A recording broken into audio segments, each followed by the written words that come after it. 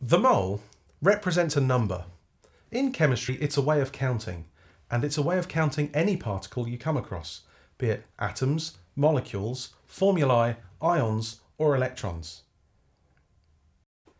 In this video, we're going to look at further examples of mole calculations using relative atomic and relative molecular masses. When calculating reacting masses, you need to remember the equation N equals m over the mass of one mole, where N is the number of moles, m is the mass in grams, and the mass of one mole is taken from the mass number using the periodic table, or by adding the mass numbers of the different elements in that compound. When calculating reacting mass questions in the exam, keep a periodic table handy as well as your calculator. Then read the question with the greatest of care to extract the mass and the mass of one mole data as best you can. This question asks, how much calcium carbonate is required to form 500 grams of calcium oxide? In the question, I've already highlighted that we have an unknown mass of calcium carbonate and a known mass of calcium oxide. I can also calculate the masses of 1 mole of the calcium oxide and the calcium carbonate using the mass numbers from the periodic table. So now I've calculated the values of the mass of 1 mole of the calcium oxide and the calcium carbonate. I've also crossed out the carbon dioxide. I don't need it. It's not requested in the question. The next thing I have to do is apply the equation N equals m over mass of 1 mole to calculate the number of moles of the substance I've got the most information about, which is the calcium oxide. Putting the numbers into this equation gives me 8.93 moles. The information in the question is given to 3 significant figures, and therefore balanced equation provided, we know the ratio is 1 to 1. 1 calcium carbonate forms 1 calcium oxide. So if I have 8.93 moles of calcium oxide, I also have made it from 8.93 moles of calcium carbonate. I now have the number of moles of calcium carbonate. By multiplying that number of moles by the mass of 1 mole, I can end up with the answer, which is 893 grams of calcium carbonate. It doesn't matter that the calcium carbonate was at the start of the equation and we were given information about the calcium oxide. All I had to do was take the information from the question and work out the number of moles of 1 to use the ratio balance number of moles of the other, and then calculate the mass by rearranging the moles equation. So the mass of calcium carbonate was calculated from the number of moles of calcium carbonate. The number of moles of calcium carbonate was obtained by looking at the balanced equation.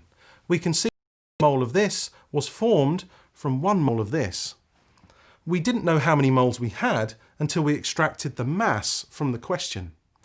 By using the mass of the question and the mass numbers from the periodic table, we could work out the moles of the calcium oxide.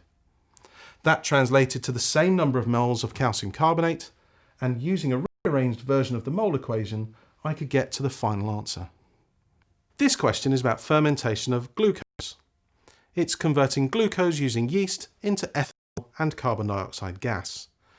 The question asks, what mass of ethanol is produced from the fermentation of 1 kilogram of glucose?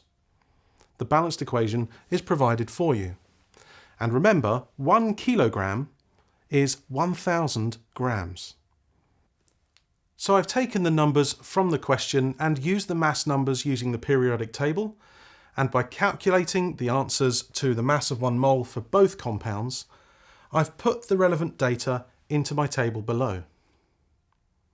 By using the mole equation, N equals m over mass of 1 mole, I can calculate the number of moles of glucose. I've now calculated the number of moles of glucose that I have. I have 5.6 moles of glucose, but that doesn't translate to 5.6 moles of ethanol. That's because 1 mole of glucose ferments into 2 moles of ethanol. So if I have 5.6 moles of glucose, it will ferment into 11.2 moles of ethanol. Now I have that number of moles, and I've calculated the mass of 1 mole earlier using the mass numbers from the periodic table, I can calculate the answer. So now I've calculated the mass by using the equation mass equals number of moles times the mass of 1 mole to get my final answer. And the final answer is 515.2 grams. This example, on first impression, looks simpler than the others.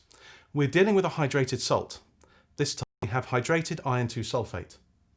We are asked, how many moles are there in 417 grams of hydrated iron 2 sulfate?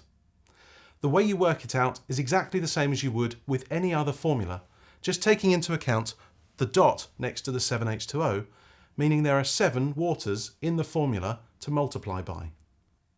I've taken the mass numbers from the periodic table, which you must keep handy during these calculations. Hydrogen has a relative atomic mass of 1, oxygen 16, sulfur 32, and iron 56. I've then multiplied the relative atomic masses by their abundance in the formula. I have 4 oxygens here, and I've also kept water multiplied by 7 by keeping the calculation separate here.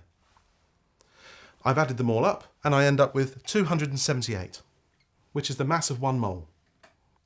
Now I've taken the mass numbers from the periodic table. The numbers do look long and confusing. Don't worry about them. We're being methodical as we add the numbers up through the formula. Iron is 56, sulfur 32.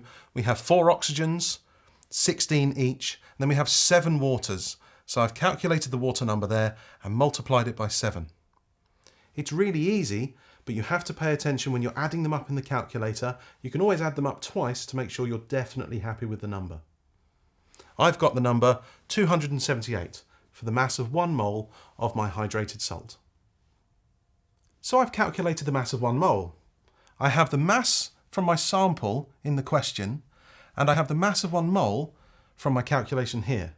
Using the mole equation here, I can put 417 over 278, which comes out at 1.5 moles. And the shorthand for moles is mole. So this question does look a little bit scary at the start because we've got the dot 7H2O showing that we have a hydrated salt. It's no more complicated than any other mole calculation. It just means our calculation of the mass of 1 mole gets a little bit longer. So we calculate the mass of 1 mole. That gives us the bottom value and the mass number we can extract from the question. Just make sure you read that question really carefully, keep the periodic table nearby and a calculator. This question could be the most difficult mole question you have because it deals with the most advanced ideas of ions and therefore the mass of an electron.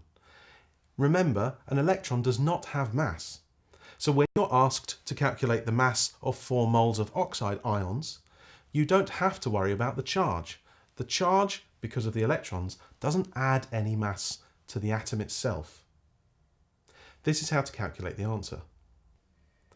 This question asks, what is the mass of 4 moles of oxide ions? This could be the most complicated question you're asked in your exam, but it's got one of the simplest answers. The mass of an oxide ion is not significantly changed by the addition of 2 electrons. Remember, electrons have negligible mass when it comes to our calculation. So all I need to do is look up the relative atomic mass of oxygen here using the periodic table. The only difficult bit then is rearranging my mole equation to make M the subject. We are asked what is the mass. We have 4 moles and the mass of 1 mole is 16. So let's put the numbers into the equation. And here's the answer calculated for you. 4 times 16 is 64 grams. So these questions don't have to be terribly difficult. When we're asked for the mass of an ion, remember electrons contribute negligible mass to our calculation. Just go with the relative atomic mass numbers, which you can get from your periodic table. That was the advanced video on mole calculations. Click the link or scan the code to be taken through the calculations again.